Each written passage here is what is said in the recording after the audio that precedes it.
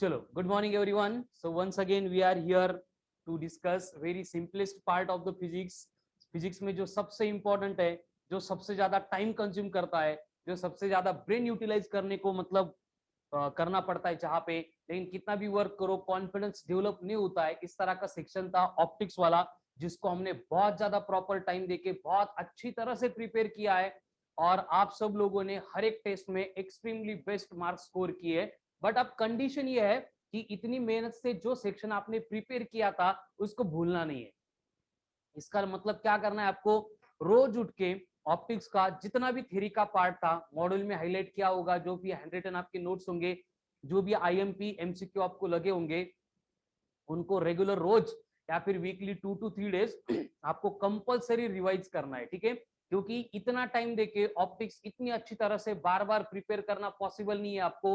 मेरा क्या, मैं पढ़ा दूंगा फिर से और एक बार ऑप्टिक्स, उसमें प्रॉब्लम नहीं है, लेकिन आपने इतनी अच्छी से प्रिपेयर किया है कि अगर मैं नेक्स्ट बैच को ऑप्टिक्स पढ़ा रहा हूं तो आप उसका टाइम और ज्यादा एमसीक्यू सॉल्व करने के लिए यूटिलाइज कर सकते हैं. ठीक है, इसलिए जो इतनी मेहनत से प्रिपेयर किया है उसको नंबर ऑफ टाइम्स क्या करना है, आपको रिवाइज करना है. ठीक है, चलो तो अभी डिस्कशन स्टार्ट करते हैं. वही 12th एनसीईआरटी का पार्ट 2, जिसमें पहले ऑप्टिक्स हुआ था, अब उसको छोड़ के बचेगा मॉडर्न फिजिक्स. और मैं पहले से बोलता हूं कि मॉडर्न फिजिक्स के जो टॉपिक्स आपको दिए गए उसका पर्पज ही यही है कि पूरा फिजिक्स डिफिकल्ट है ऐसे नहीं लगना चाहिए. कुछ फिजिक्स सिंपल है, इजी है और हमें आता है, ये फील आपको आना चाहिए. इसलिए ये मॉडर्न फिजिक्स के टॉपिक दिए गए हैं एंड उसी तरह के सिंपल क्वेश्चंस आपको एग्जाम में पूछे जाते हैं. ठीक है, तो आज का डिस्कशन हम स्टार्ट करने वाले हैं with dual nature of matter and radiation. ठीक है, जो भी ड्यूअल नेचर होता है मैटर का एंड रेडिएशन का, उसके बारे में हमें यहाँ पे डिस्कशन करना है. अब यहाँ पे जो हम बातें डिस्कस करने वाली है वो लगभग मतलब 50 टाइम्स मैं एक्सप्लेन कर चुका हूँ, उसी के ऊपर ये कंसेप्ट डिपेंडेंट है. अब मैं ओरली बोलूंगा, लिख के नहीं दूंगा. आपको मालूम है कि जब हमने ऑप्टिक्स का डिस्कशन स्टार्ट किया था, स्पेशली वे ऑप्टिक्स का, तब हमारे डिस्कशन में हमने वहां पे ऑब्जर्व किया था कि सबसे पहले जो है कि लाइट के बारे में जो इंफॉर्मेशन है एकदम प्रॉपर तरीके से वो प्रोवाइड की थी बाय सर आइजैक न्यूटन इन 1675. और वहां पे न्यूटन एक्सप्लेन करता है कि light is emitted by the source in the form of tiny particle, छोटे छोटे पार्टिकल्स, दैट इज कॉर्पुस्कल्स. और ये कॉर्पुस्कल्स कैसे होते हैं, सबसे पहले कॉर्पुस्कल्स रिजिड होते हैं, उसके बाद ये कॉर्पुस्कल जो है वो वेटलेस है, उसके बाद ये कॉर्पुस्कल्स कैसे है, वो सारी बातें हमने ऑब्जर्व की थी. उसके बाद में वहां पे हाइजीन आता है और एक्सप्लेन करता है कि light is emitted in the form of wave. और वहां पे वेव कौन सा था, मैकेनिकल वेव था. मैकेनिकल वेव का वो लॉन्जिट्यूडनल वेव का टाइप था. उसके बाद में हम 1801 में आ गए, जहां पे थॉमस यंग ने इंटरफेरेंस प्रूव किया था. 1820 में फ्रेस्नेल ने वहां पे क्या किया, speed of light is greater in rare medium than in denser medium, ये पार्ट प्रूव किया. 1849 में फिजाओ आया और उसने लाइट की स्पीड एक्सपेरिमेंटली डिटरमाइन कर दी 3 × 10⁻⁸ मीटर पर सेकंड. 1854 के आसपास मैक्सवेल आ गया, उसने इलेक्ट्रोमैग्नेटिक वेव की डिस्कवरी करके हमारे सामने क्लियर कट थ्योरी आगे आ चुकी थी कि लाइट प्रोपागेट होता है इन the form of electromagnetic waves, and उसी के ऊपर हम वर्क करने लगे. लेकिन इसके अगेंस्ट सबसे इंपॉर्टेंट पॉइंट जो है वो हैपन हुआ अराउंड 1887 में, जिसमें सर हेनरिक हर्ट्ज ने इलेक्ट्रोमैग्नेटिक वेव के production and detection related experiment का वर्क स्टार्ट किया. और ये हेनरिक हर्ट्ज ने जो वर्क स्टार्ट किया, उसने क्या किया था, एक एक्सपेरिमेंटल सेटअप बनाई थी, जिसमें एक फुटबॉल का ग्राउंड, एक गोल पोस्ट में इलेक्ट्रोमैग्नेटिक वेव के इमिशन का सेटअप, दूसरे गोल पोस्ट में इलेक्ट्रोमैग्नेटिक वेव के रिसीवर का सेटअप प्लेस किया था. और कंटिन्यूअसली वहां पे क्या हो रहा था, इलेक्ट्रोमैग्नेटिक वेव इमिट हो रहे थे एंड रिसीव हो रहे थे. लेकिन Heinrich Hertz number of days observe करने के बाद वहां पे देखता है कि जो भी इलेक्ट्रोमैग्नेटिक वेव वहां पे इमिट होते थे, उस इलेक्ट्रोमैग्नेटिक वेव की इंटेंसिटी जो करंट के ऊपर डिपेंड थी, वो ड्यूरिंग डे टाइम, मतलब जब तक मॉर्निंग से लेके सनराइज से लेके सनसेट तक का टाइम है, तब तक क्या होता था, जो इंटेंसिटी है इलेक्ट्रोमैग्नेटिक वेव की वो ट्रिमेंडसली बढ़ती थी. एंड जैसे सनसेट हो गया उसके बाद में इंटेंसिटी कम होती थी. अब ये सेटअप ऐसा था कि इलेक्ट्रोमैग्नेटिक वेव की इमिशन जो है, इंटेंसिटी जो है वो करंट के ऊपर डिपेंड करती थी, लेकिन करंट प्रोवाइड करने के लिए जो पोटेंशियल डिफरेंस है वो तो कांस्टेंट था. फिर ऐसे क्यों होने लगा, कि वहां पे लाइट आके इंसिडेंट हो गई, फिर इंटेंसिटी बढ़ी मतलब करंट बढ़ा। ये कुछ कंफ्यूजिंग फिनोमिनन हेनरिक हर्ट्ज को लगा था, लेकिन उसको ये समझ में आ रहा था कि लाइट यहाँ पे करंट के ऊपर कुछ ना कुछ इंपैक्ट कर रहा है। लेकिन वहां पे क्या इंपैक्ट हो रहा है ये स्टडी करने का यहाँ पे हेनरिक हर्ट्ज को मतलब ज्यादा टाइम नहीं था, तो इसने क्या किया था, इसके साथ वर्क करने वाले इसके दो स्टूडेंट थे, एक हॉलॉक एंड दूसरा लीनार्ड। एक हॉलॉक एंड दूसरा लीनार्ड, इनको बोला था कि बेसिकली लाइट का एंड इलेक्ट्रॉन के इमिशन का क्या रिलेशन है, क्या कंसर्न है, आपको चेक करना है। एंड ये हॉलॉक एंड लीनार्ड क्या करते हैं, फिर सेम कंसेप्ट के ऊपर एक्सपेरिमेंट परफॉर्म करने के लिए एक सेटअप बनाते हैं। और इस सेटअप में क्या होता है, इस तरह की वो एक ग्लास ट्यूब लेते हैं, जहां पे ग्लास ट्यूब में वैक्यूम होता है, यहाँ पे एक विंडो प्लेस करते हैं एंड ये विंडो को एंड करते हैं with the quartz crystal, transparent crystal, जिसमें से लाइट इंसिडेंट हो सकता है। एंड यहाँ पे जो है इस तरह से दो मेटल की प्लेट प्लेस की जाती है, एक को पॉजिटिव एंड दूसरे को निगेटिव, इस तरह से सप्लाई प्रोवाइड किया जाता है। अब यहाँ पे क्या होता है, देखो ये ग्लास ट्यूब है, इसमें वैक्यूम है, मतलब कोई भी मीडियम प्रेजेंट नहीं है, एज वेल एज ये positive negative terminal and positive terminal एक दूसरे को कनेक्टेड नहीं है। अगर ये कनेक्टेड नहीं है इसका मतलब क्या होगा कि इसके साथ में सीरीज में अगर मैं कहीं पे गैलोनीमीटर को प्लेस कर दूंगा तो ये गैलोनीमीटर क्या करेगा, जीरो डिफ्लेक्शन शो करेगा। क्यों जीरो डिफ्लेक्शन शो करेगा, क्योंकि देखो कि अगर यहाँ पे दो कंडक्टर की बिटवीन सेपरेशन है, वैक्यूम है, मतलब निगेटिव टर्मिनल से जो इलेक्ट्रॉन निकलेंगे वो पॉजिटिव टर्मिनल तक ट्रैवल ही नहीं करेंगे। अगर इलेक्ट्रॉन ट्रैवल नहीं करेंगे, इलेक्ट्रॉन की मोशन नहीं होगी, तो यहाँ पे करंट फ्लो नहीं होगा, क्योंकि करंट को हम डिफाइन करते हैं rate of flow of charge यानी इलेक्ट्रॉन। तो यहाँ पे अगर इलेक्ट्रॉन की मोशन हो ही नहीं रही है, इसका मतलब क्या होता है कि यहाँ पे गैलोनीमीटर जो है वो जीरो डिफ्लेक्शन शो करेगा। लेकिन उसके बाद में एक्सपेरिमेंट में अगर थोड़ा सा चेंज किया और ये जो आपको विंडो दिख रही है, क्वार्ट्ज का क्रिस्टल दिख रहा है, यहाँ से अगर लाइट को इंसिडेंट होके यहाँ पे फॉल होने के लिए अगर अलाउ कर दिया, तो उस केस में ये हॉलॉक एंड लीनार्ड ऑब्जर्व करते हैं कि ये गैलोनीमीटर क्या करता है, जो पहले जीरो था अब वो डिफ्लेक्शन शो करता है, जो पहले जीरो के ऊपर था अब वो स्लाइट डिफ्लेक्शन शो करने लगा। अब गैलोनीमीटर ने डिफ्लेक्शन शो किया, इसका मतलब क्या होता है, इसका मतलब ये हो गया कि यहां से सर्किट में से करंट फ्लो होने लगा। ठीक है, सर्किट डायग्राम नीचे कुछ काम की नहीं है, ठीक है, लेकिन बना देता हूं।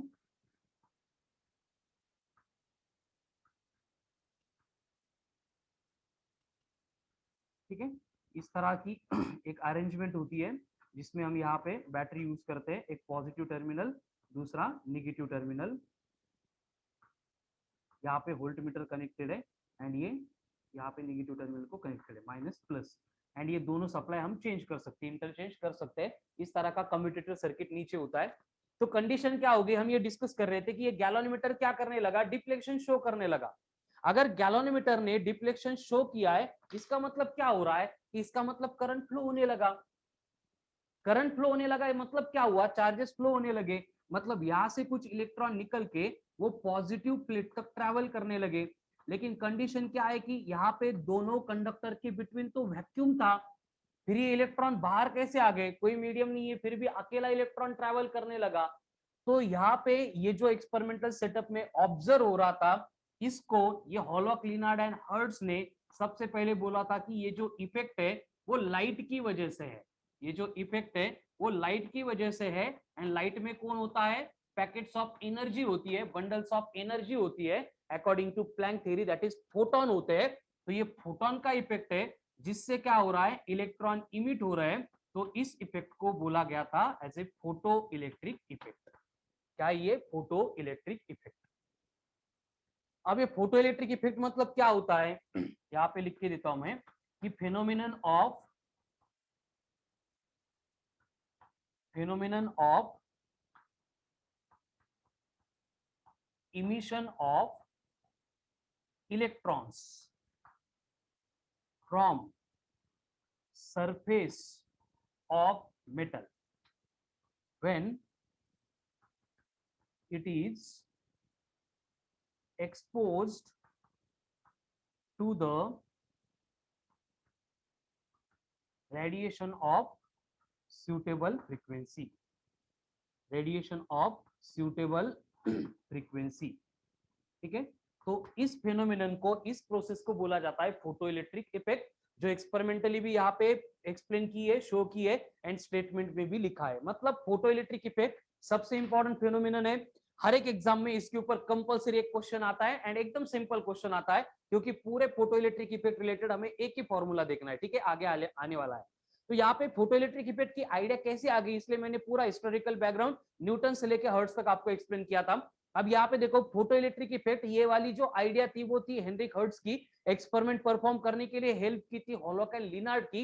एंड इनका ऑब्जर्वेशन इतना सिंपल था कि लाइट आके मेटल के ऊपर गिर रही है और उस लाइट के आके मेटल के ऊपर इंसिडेंट होने से इलेक्ट्रॉन मेटल के सरफेस से बाहर निकल रहे हैं, मतलब फोटो आ रहा है, इलेक्ट्रॉन निकल रहे हैं, इसलिए फोटो का इलेक्ट्रॉन से रिलेटेड इफेक्ट है, मतलब ये फोटो इलेक्ट्रिक इफेक्ट हो गया, ठीक है। तो इस तरह से ये फोटो इलेक्ट्रिक इफेक्ट का एक्सपेरिमेंटल सेटअप बनाया गया था एंड ये सबसे पहले ऑब्जर्व हुआ था।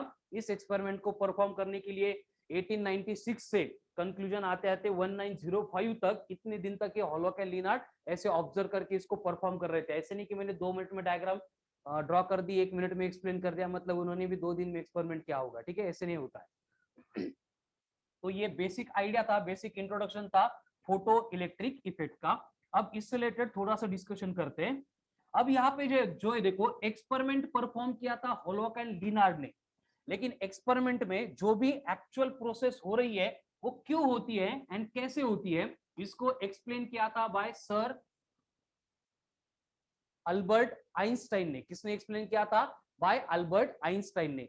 तो मैं यहाँ पे हॉलोक एंड लिनार्ड ने क्या ऑब्जर्व किया था, कैसे एक्सपेरिमेंट किया था एंड आइंस्टाइन का उससे रिलेटेड क्या एक्सप्लेनेशन था, वो साइमल्टेनियसली इंट्रोड्यूस कर रहा हूं, ठीक है। तो सबसे पहले जो फोटो इलेक्ट्रिक इफेक्ट हमने यहाँ पे डिफाइन किया था, वो उसमें क्या होता है कि मेटल के सरफेस के ऊपर ऐसे फोटो मतलब लाइट इंसिडेंट होती है एंड यहाँ से इलेक्ट्रॉन निकलते हैं, ये हो गया फोटो इलेक्ट्रिक इफेक्ट। अब ये फोटो इलेक्ट्रिक इफेक्ट क्यों होता है परफॉर्म, इसका एक्सप्लेनेशन आइंस्टाइन देता है। अब मैं लिख के नहीं दूंगा, बस एक्सप्लेन करूंगा, ध्यान से सुनो। According to Albert Einstein, light consists of packets of energy, bundles of energy, quantas of energy, that is photon. Each photon has a energy E is equals to h into nu. हर एक photon के पास energy होती है E equals to h into nu. यहाँ पे E का मतलब है एनर्जी, H का मतलब है Planck's constant 6.63 into 10 to the power -34 joule second, and ये न्यू का मतलब है फ्रीक्वेंसी ऑफ इंसिडेंट रेडिएशन, ठीक है। तो इस फॉर्मूला का यूज करके हम लाइट में जो फोटोन दिया है उसकी फ्रीक्वेंसी यानी उसकी एनर्जी कैलकुलेट कर सकते हैं। तो क्या हो रहा है कि यहाँ पे मेटल के सरफेस के ऊपर आके लाइट इंसिडेंट हो रही है। लाइट इंसिडेंट हो रही है मतलब कौन इंसिडेंट हो रहा है? लाइट में जो फोटोन होते हैं वो इंसिडेंट हो रहे हैं। अब फोटोन मतलब क्या है? एनर्जी के पैकेट से, एनर्जी के बंडल से, जिनके अबाउट आइडिया एक्सप्लेन किया था बाय सर मैक्स प्लैंक ने 1901 में टू एक्सप्लेन ब्लैक बॉडी का रेडिएशन। अब क्या था, इन शॉर्ट एक्सप्लेन कर देता हूं कि ये मैक्स प्लैंक ने क्या बोला था कि अगर एक रूम है, वहां पे हमने वैक्यूम प्लेस किया है और वहां पे 2 स्फीयर हमने with the help of string attach करके रूम में रख दिए। एक एकदम रेड हॉट है, मतलब इतना गर्म किया कि वो लाल दिख रहा है, इतना हॉट स्फीयर है। दूसरा नॉर्मल टेम्परेचर पे रखा है, तो एक दूसरे को टच नहीं कर रहे, मतलब कंडक्शन नहीं होगा। रूम में वैक्यूम है, मतलब एयर भी नहीं है, मतलब कॉन्वेक्शन नहीं होगा। लेकिन फिर भी जैसे जैसे टाइम जाएगा वैसे जो हॉट स्फीयर था, रेड हॉट स्फीयर था, उसका टेम्परेचर डिक्रीज होगा, कम होगा, एंड जो नॉर्मल टेम्परेचर पे स्फीयर था उसका टेम्परेचर बढ़ता जाएगा। अब टेम्परेचर में वेरिएशंस क्यों आ रहे हैं? क्योंकि हीट एक्सचेंज हो रही है। तो हीट क्यों एक्सचेंज हुई? उसके लिए रिस्पॉन्सिबल है radiation, third form of heat transfer. अभी रेडिएशन मतलब क्या है? लाइट है, इलेक्ट्रोमैग्नेटिक वेव है। इसका मतलब हॉट बॉडी से निकल के कोल्ड बॉडी में आने वाले कौन है? आने वाली इलेक्ट्रोमैग्नेटिक वेव है, मतलब रेडिएशन है, मतलब लाइट है। तो लाइट मतलब है क्या? हॉट बॉडी में जो एनर्जी थी उसको निकाल के पैकेट भर के कोल्ड बॉडी को दिए गए। ये प्लैंक की थ्योरी थी एंड उस पैकेट्स को बोला गया था एज ए फोटोन। यानी लाइट में दूसरा तीसरा कुछ भी नहीं होता है, एनर्जी के पैकेट्स होते हैं एंड हर एक पैकेट की एनर्जी हम कैलकुलेट करते हैं बाय यूजिंग दिस रिलेशन। ये मैक्स प्लैंक का एक्सप्लेनेशन था। तो आइंस्टाइन बोलता है कि यही लाइट है कि जिसमें क्या है, जिसमें क्या है, पैकेट्स ऑफ एनर्जी। तो होता क्या है देखो, इस तरह की लाइट जब मेटल के सरफेस के ऊपर इंसिडेंट होती है, अब मेटल के सरफेस के ऊपर इंसिडेंट होगी, मेटल मतलब कौन है? कंडक्टर है। हम इलेक्ट्रोस्टैटिक्स में कंडक्टर एंड इंसुलेटर डिफरेंशिएट कर चुके हैं based on presence of free electron. अगर फ्री इलेक्ट्रॉन प्रेजेंट है तो वो कंडक्टर है, वो मेटल है, इसलिए हम यहाँ पे स्पेसिफिकली मेटल या फिर कंडक्टिंग मेटल का ही मतलब इंट्रोडक्शन देखने वाले। तो मेटल के सरफेस के ऊपर कौन है? फ्री इलेक्ट्रॉन है। अब फ्री इलेक्ट्रॉन मतलब क्या होता है सबको मालूम है कि न्यूक्लियस की सराउंडिंग में रिवॉल्व होने वाले जो इलेक्ट्रॉन है उसमें से आउटर मोस्ट शेल में जो इलेक्ट्रॉन होता है जिसको अपन वैलेंस शेल बोलते हैं, वो एकदम एनर्जेटिक, सबसे ज्यादा एनर्जी वाला इलेक्ट्रॉन होता है।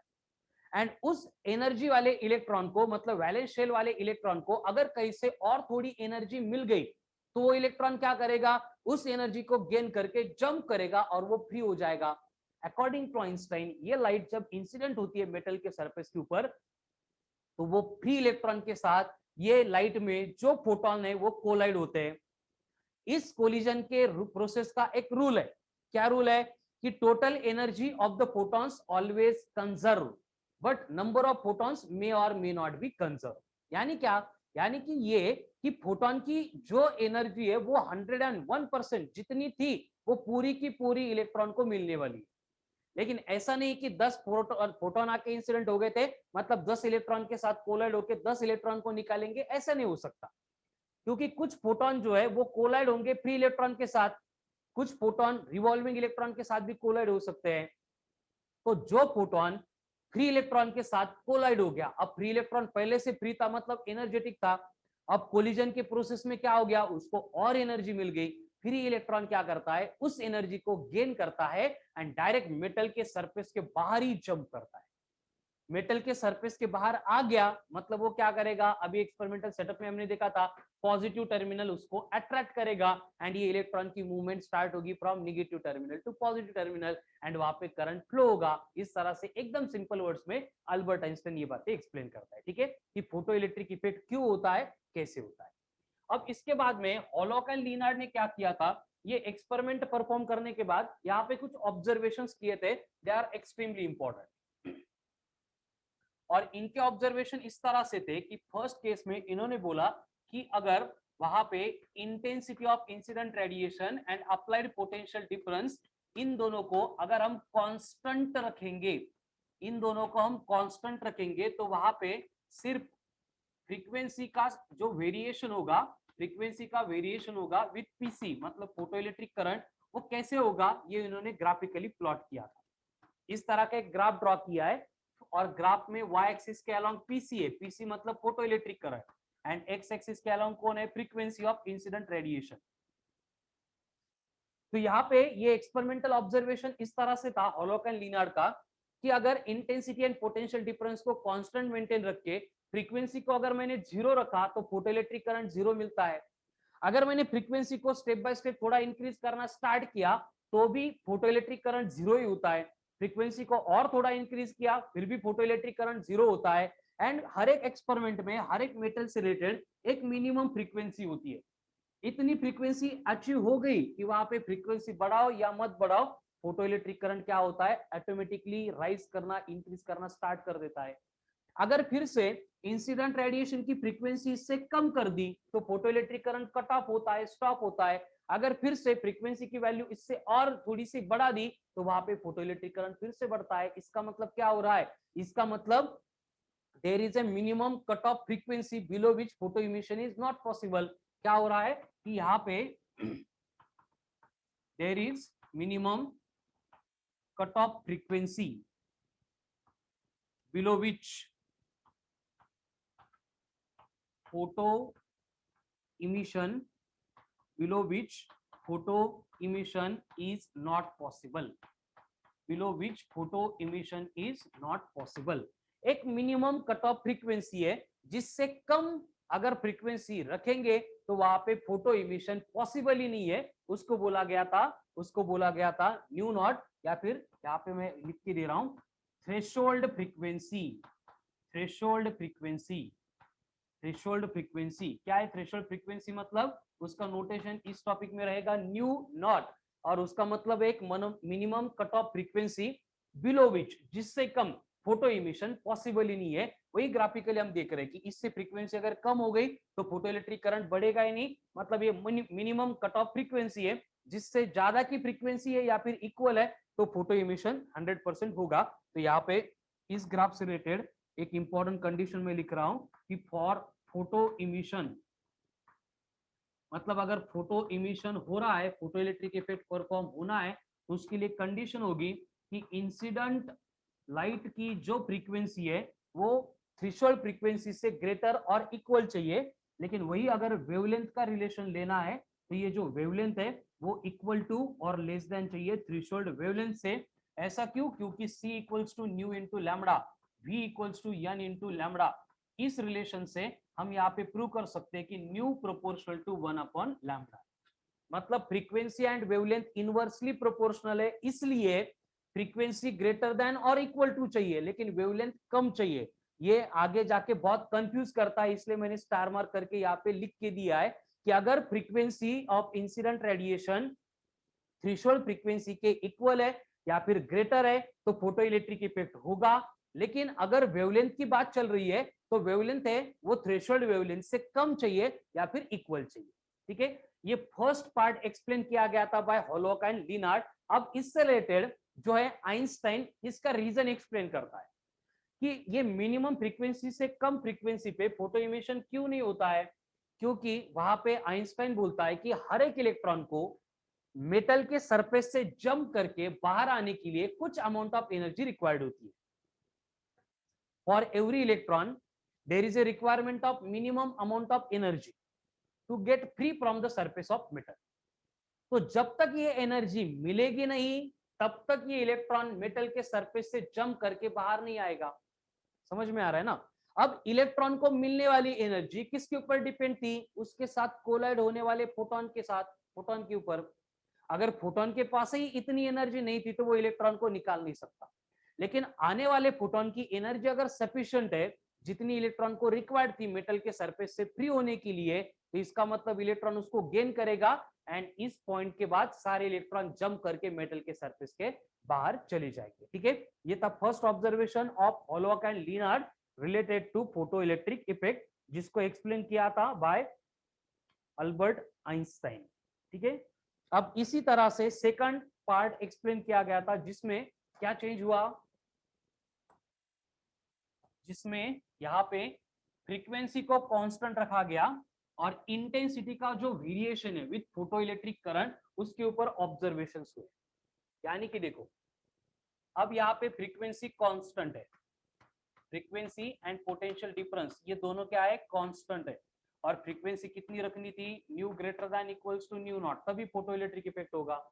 और इतने फ्रीक्वेंसी पे वहां पे intensity and photo electric current इनका जो वेरिएशन था उसको यहाँ पे ग्राफिकली प्लॉट किया।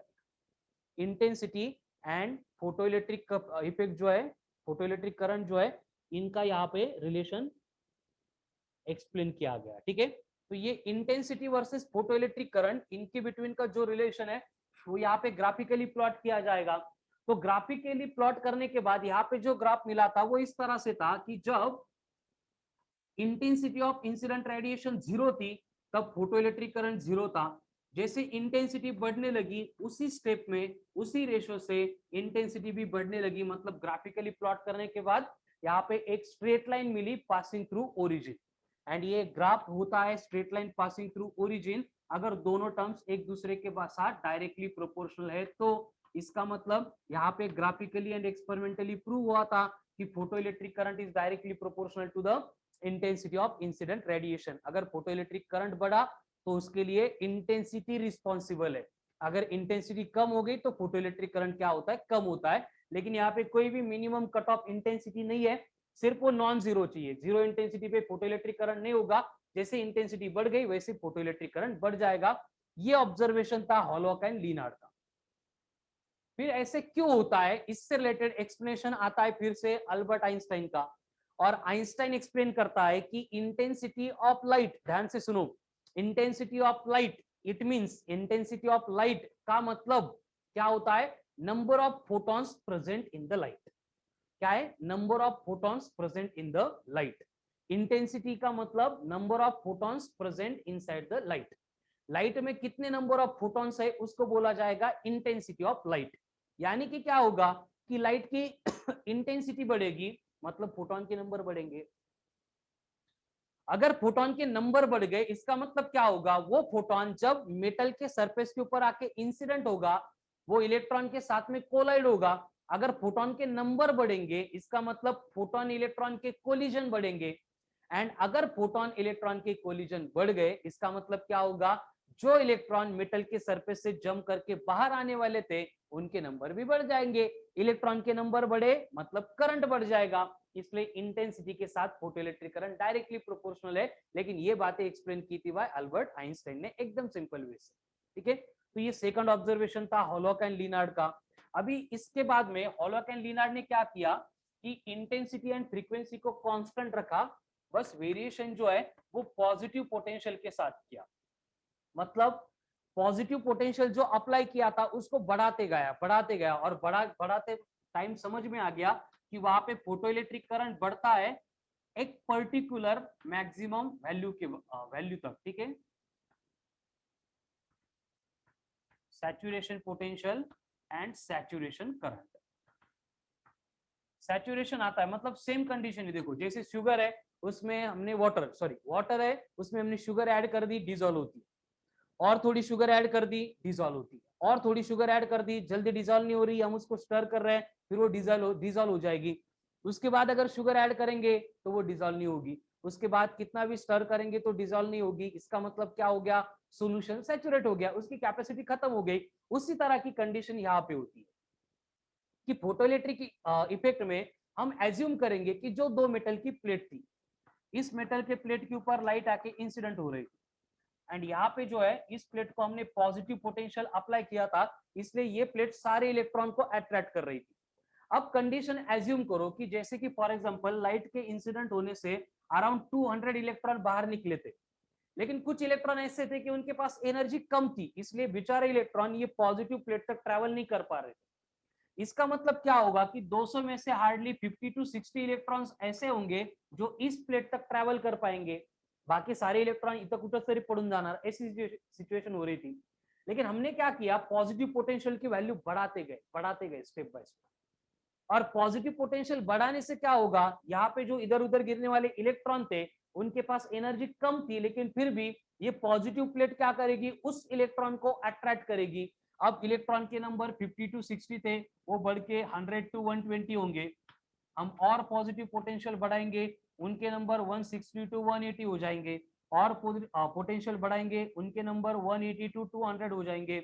हम और पोटेंशियल बढ़ाएंगे, उनके नंबर 200 टू 200 रहेंगे, और पोटेंशियल बढ़ाएंगे, उनके नंबर 200 रहेंगे। क्योंकि यहाँ पे बचे ही नहीं इलेक्ट्रॉन, इसका मतलब जितने मैक्सिमम इलेक्ट्रॉन आ सकते थे सारे आ गए। इसका मतलब यहाँ पे करंट का क्या हुआ, सैचुरेशन हुआ। तो जिस पोटेंशियल पे ये करंट सैचुरेट होता है उसको बोला जाता है सैचुरेशन पोटेंशियल।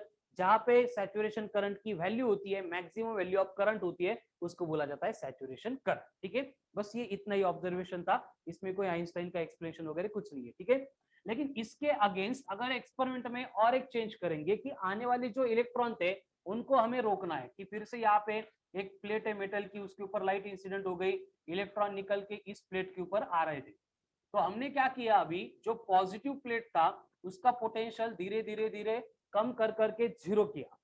ध्यान से सुनो, जो पॉजिटिव पोटेंशियल था इस प्लेट का उसको हमने क्या किया, जीरो पोटेंशियल पे, मतलब यहाँ पे कोई हमने सप्लाई प्रोवाइड ही नहीं किया। हम एक्सपेक्ट क्या कर रहे थे, अगर यहाँ पे पॉजिटिव सप्लाई नहीं है मतलब इलेक्ट्रॉन को अट्रैक्ट नहीं किया जाएगा, मतलब यहाँ से लेके यहाँ तक कोई भी इलेक्ट्रॉन ट्रैवल नहीं करना चाहिए, ये हम एक्सपेक्ट कर रहे थे। लेकिन कुछ इलेक्ट्रॉन इतने एनर्जेटिक थे कि यहाँ पे कोई सप्लाई है या नहीं है इनको फर्क नहीं पड़ता था, फिर भी ये इस प्लेट तक इस तरह से ट्रैवल करते थे। ठीक है, और ये ट्रैवल करके इस प्लेट में ये सारे इलेक्ट्रॉन जो है वो एंटर कर रहे थे, सारे नहीं कुछ इलेक्ट्रॉन एंटर कर रहे थे। फिर इनको रोकने के लिए हमने क्या किया, ये जो जीरो पोटेंशियल था उसकी वैल्यू निगेटिव बनाना, मतलब अपोजिट पोलैरिटी का पोटेंशियल यहाँ पे अप्लाई करना स्टार्ट कर दिया।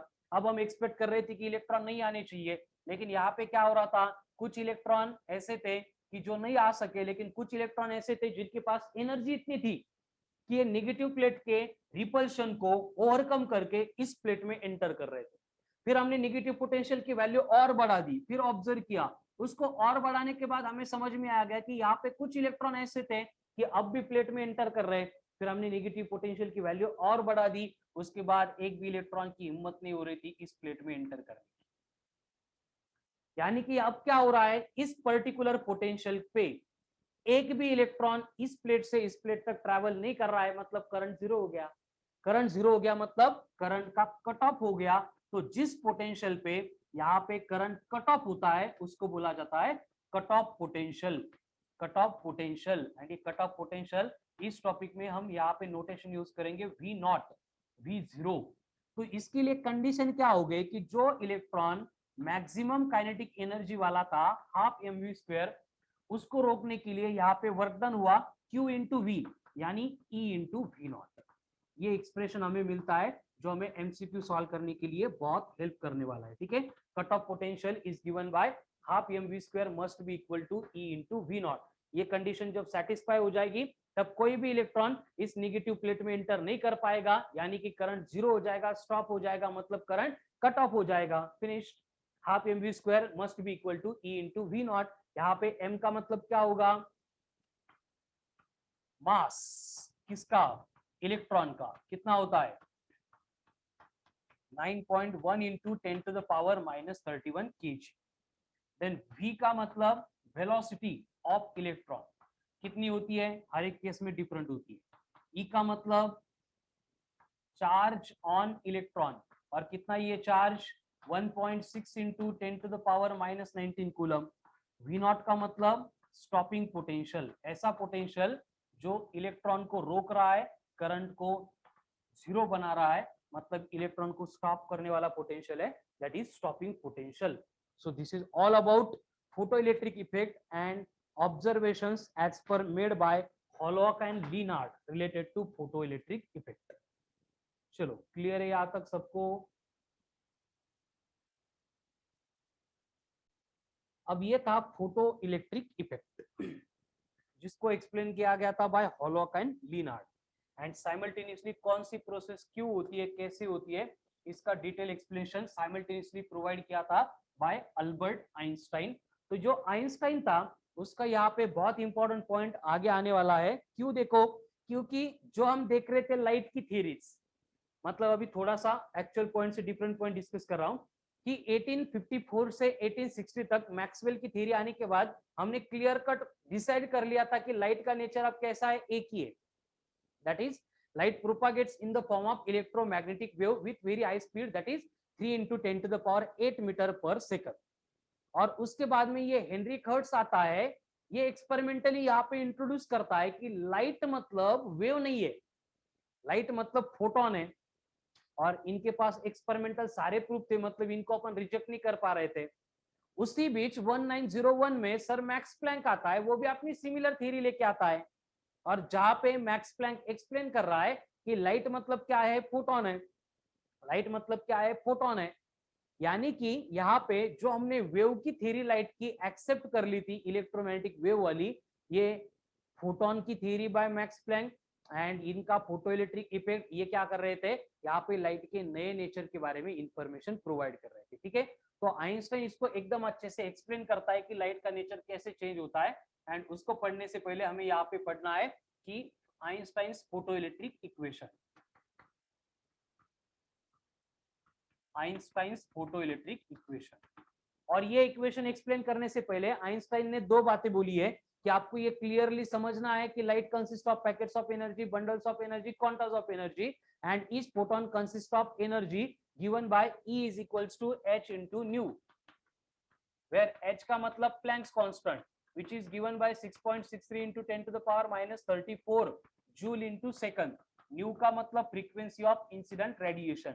एंड दूसरा कि photoelectric effect is a one photon one electron phenomenon, one photon cannot emit more than one electron। ध्यान से सुनो, आइंस्टाइन क्या बोलता है कि one photon cannot emit more than one electron, एक फोटोन सिर्फ और सिर्फ एक इलेक्ट्रॉन को इमिट करता है। एंड उस इलेक्ट्रॉन के इमिशन में क्या होता है कि इलेक्ट्रॉन जो है वो फोटोन की एनर्जी गेन करता है, एनर्जी गेन करके वो मेटल के सरफेस के बाहर आता है। ठीक है, ये दो पॉइंट कंसीडर करने के बाद एक्चुअल में आगे आइंस्टाइन का फोटो इलेक्ट्रिक इक्वेशन आएगा।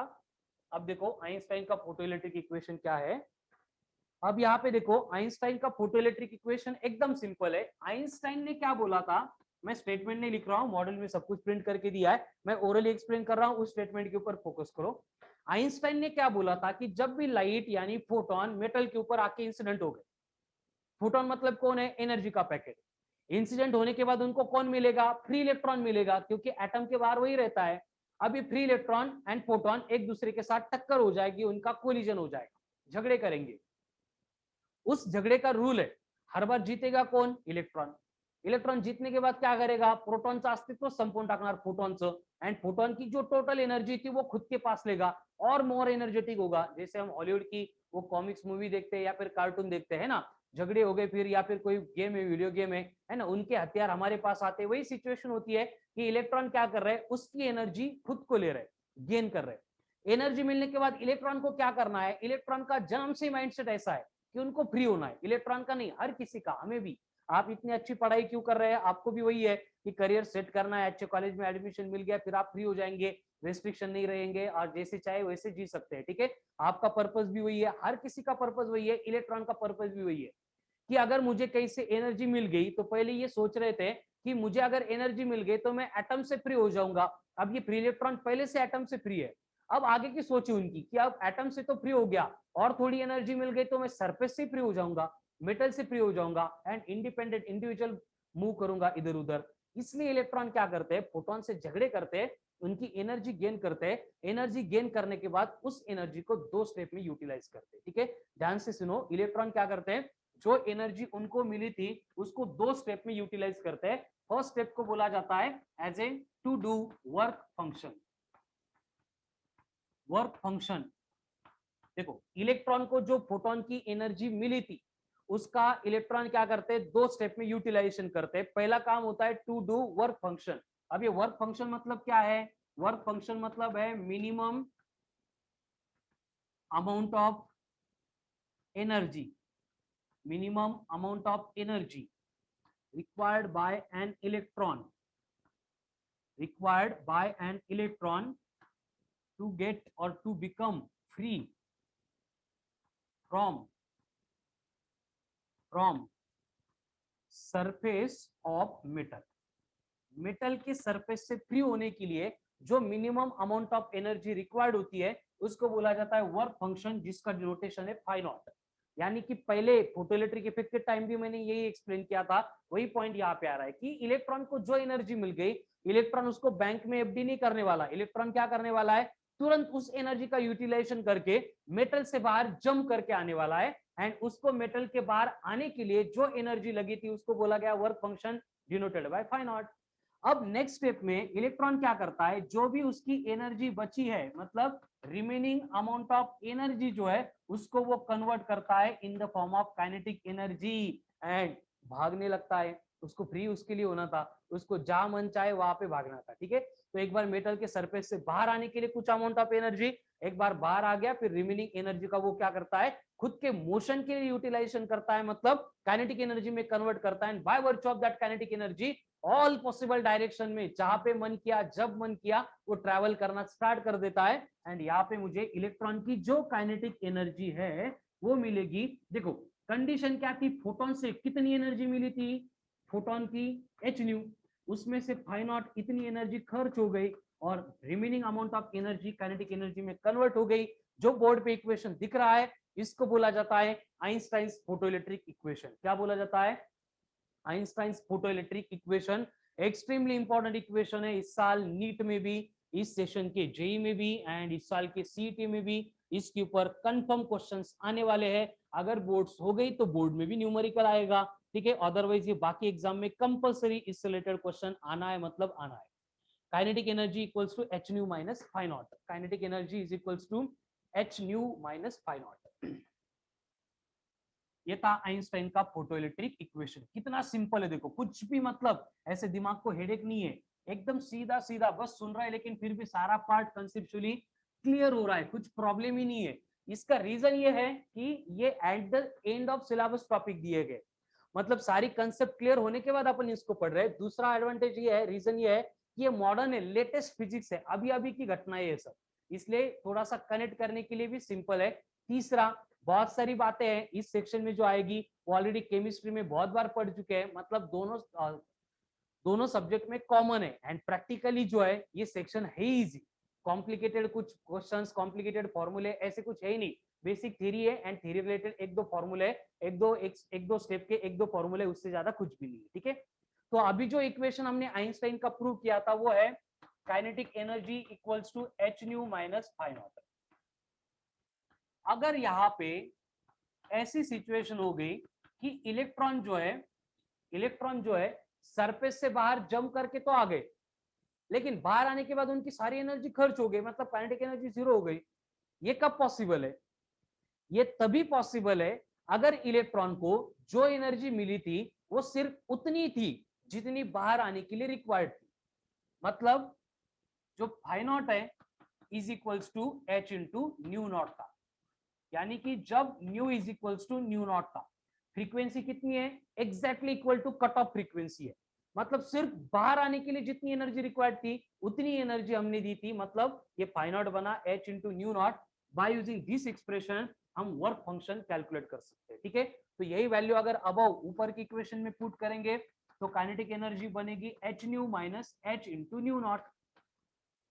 लेकिन मेनी टाइम्स आपको जो डेटा है वो इन टर्म्स ऑफ वेवलेंथ दिया जाता है, उसके लिए हम c equals to nu into lambda, nu equal to c by lambda, ये एक्सप्रेशन पुट कर सकते हैं यहाँ पे।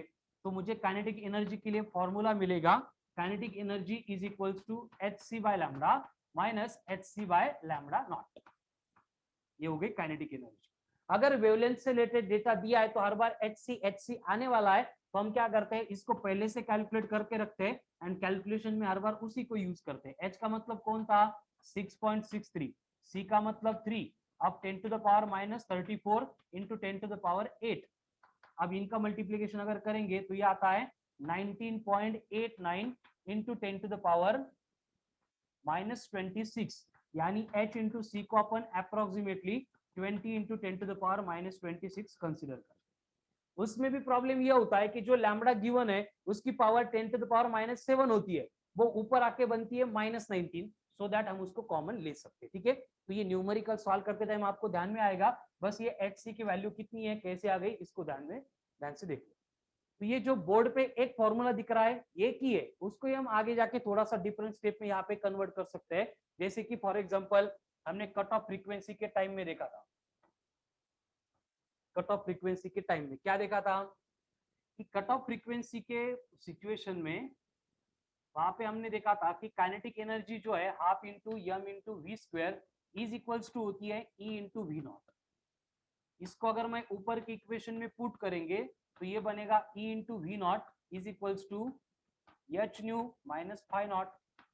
मतलब यहां से हम स्टॉपिंग पोटेंशियल कैलकुलेट कर सकते हैं बाय यूजिंग दिस एक्सप्रेशन। ठीक है, तो इस तरह से एक ही फॉर्मूला है, उसको मॉडिफाई करके जहां पे भी जो भी अननोन टर्म दी जाएगी उसको हम कैलकुलेट कर सकते हैं। आज ढेर सारे क्वेश्चंस आने वाली है, डीपीपी आने वाली है based on these formulas only, सिर्फ और सिर्फ इसी फॉर्मूले से रिलेटेड, एंड उसी से रिलेटेड जो है हम इवनिंग में टेस्ट भी कंडक्ट करने वाले हैं। मॉडर्न फिजिक्स की स्टार्टिंग है, इसलिए मैं यहाँ पे ड्यूअल नेचर का पार्ट इंट्रोड्यूस नहीं कर रहा हूँ। आज सिर्फ फोटोइलेक्ट्रिक इफेक्ट है, उसको कंप्लीट करो। कल सिर्फ ड्यूअल नेचर है, उसके ऊपर वर्क करेंगे। उसके बाद एटम एक दिन, न्यूक्लियस एंड रेडियो एक्टिविटी एक दिन, एंड सेमीकंडक्टर 3 दिन। मतलब जितना टाइम रिक्वायर्ड नहीं उससे बहुत ज्यादा टाइम हम इनको देंगे, क्योंकि ये एश्योर्ड 101% हर किसी को मार्क्स देते हैं। ठीक है, यहाँ पे क्या होता है देखो, हर बार आपको जो एनर्जी दी जाती है वो इस यूनिट में दी जाती है, इलेक्ट्रॉन वोल्ट। और अगर हमें इस इलेक्ट्रॉन वोल्ट को जूल में कन्वर्ट करना है तो हमें ये कन्वर्जन यूज करना पड़ेगा। न्यूमेरिकल सॉल्व करते टाइम हर एक न्यूमेरिकल में 3-4 स्टेप में हमें ये यूज करना ही, ये करना ही। जहां पे इलेक्ट्रॉन वोल्ट दिख गया उसको निकालना है, एंड वहां पे 1.6 into 10 to the power minus 19 joule, ये बातें लिखनी है। अगर आपको वेवलेंथ दी जा रही है तो हमेशा एंगस्ट्रॉम में दी जाएगी। हमें एंगस्ट्रॉम दिखा कि हमारा काम है उसको निकाल के 10 टू द पावर माइनस 10 लिख देना, फिर वो मीटर में कन्वर्ट होती है। ठीक है, तो इस तरह से हमें क्या करना है, बेसिकली न्यूमेरिकल सॉल्व करते टाइम ये कन्वर्जन यूज करने हैं। एंड बेसिकली कंडीशन ये है कि अगर nu is greater than equal to nu naught है, या फिर लैम्बडा इज लेस देन और इक्वल टू लैम्बडा नॉट है, तभी फोटो इमिशन पॉसिबल है। फोटो इमिशन पॉसिबल है मतलब आपको बोला जाता है कि इतने वेवलेंथ की, इतने फ्रीक्वेंसी की लाइट इंसिडेंट हो गई, इंसिडेंट हो रही है तो फोटो इमिशन होगा या नहीं होगा। तो हम क्या करेंगे, सबसे पहले phi naught equals to h into nu naught या फिर phi naught equal to h c upon lambda naught, ये इक्वेशन से ये न्यू नॉट या फिर लैम्बडा नॉट कैलकुलेट करेंगे, फिर यहाँ पे कंपेयर करेंगे। अगर गिवन वेवलेंथ लैम्बडा नॉट से कम है तो फोटो इमिशन होगा, अगर गिवन फ्रीक्वेंसी थ्रेशोल्ड फ्रीक्वेंसी से ज्यादा है तो भी फोटो इमिशन होगा, अदरवाइज नहीं होगा। ठीक है, सो ड्यूअल नेचर का फर्स्ट हाफ था जिसमें हमने फोटो इलेक्ट्रिक इफेक्ट यहाँ पे डिस्कस किया है। तो आज मैं यहाँ पे इतना ही पढ़ा रहा हूँ, इसके ऊपर डीपीपी आएगी।